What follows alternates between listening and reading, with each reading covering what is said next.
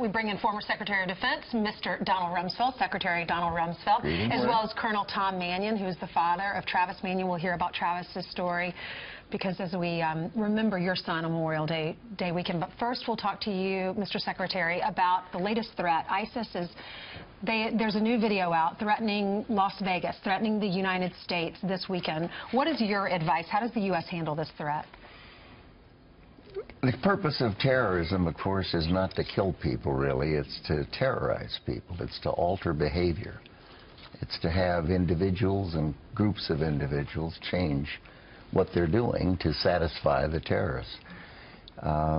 It seems to me that what President Trump did in Saudi Arabia is exactly the right thing to do. He spoke to some 50 heads of state from nations in that part of the world who are influential and able to talk to the people of that faith and begin to try to engage them and persuade them that the goal is not to train young people to go out and kill other people. It's to live and be a part of the society. What do you think about him referring to them not as monsters but as evil losers? They're losers, the terrorists.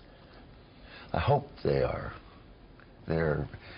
A terrorist can attack any place, any time, using any technique, and it's not possible to defend everywhere, at every moment of the day or night, against every conceivable approach. Colonel, you and your son, you fight against these guys on the battlefield. Now that the fight seems to be in the cities, as you see what happened in Manchester, as you see in Nice, France, a terrorist behind the wheel of a truck just running over people. The battlefield has changed. It is, and it has, and you know, it's very difficult for our guys in uniform to be out there in that environment. They're, you know, no matter where they are, they have to be on their toes and ready to do whatever needs to be done. So it's a difficult time for us, and as the Secretary said, we just need to, you know, stay on it, you know, take the offensive and do what needs to be done to defeat them. Yeah, Mr. Secretary, what do you make of Donald Trump, President Donald Trump yesterday in front of all the NATO leaders saying, hey, great group, maybe not obsolete like I said last year, but you got to pay your fair share. There's only 5 of us that pay our fair share. Everybody else owes and should pay up. I was ambassador to NATO, I don't know, 45 years ago, and we had the same message. It's not what they pay NATO, it's what they invest in their own defense as a part of a military alliance. And I don't know, I think there maybe are 5 or 6 countries who are hitting the NATO target of the United States is now, I think, below 4% of GDP, and our allies in the aggregate are below 2% of their GDPs, and they do have to step up. And President Trump was exactly right, and it's important that those countries understand that they have to, if they're going to be a part of a military alliance, they have to step up and invest in their defense. Well, how do you characterize Russia today as a threat? There's some Baltic nations extremely concerned after watching what they did in Georgia and how they carve up the Ukraine. How does Donald Rumsfeld view Russia today? Well, I think that if you want more of something, you reward it. If you want less of it, you penalize it in economics. And it seems to me that Putin has already said that the worst disaster was the end of the Soviet Union, and Russians have troops in the Republic of Georgia, for example. They're in Ukraine, and to the extent they find that that's comfortable for them and there's no penalty, they'll continue to do it and do more of it.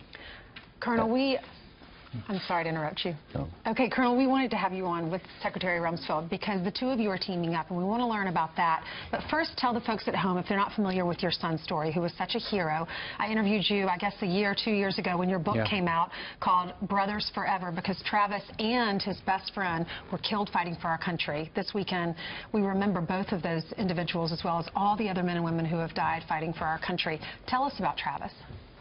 Travis, Naval Academy grad, his roommate Brendan Looney at the Naval Academy, Navy SEAL. My son was a Marine, did 2 tours in Iraq. Like so many of our young men and women today, they keep going back in harm's way.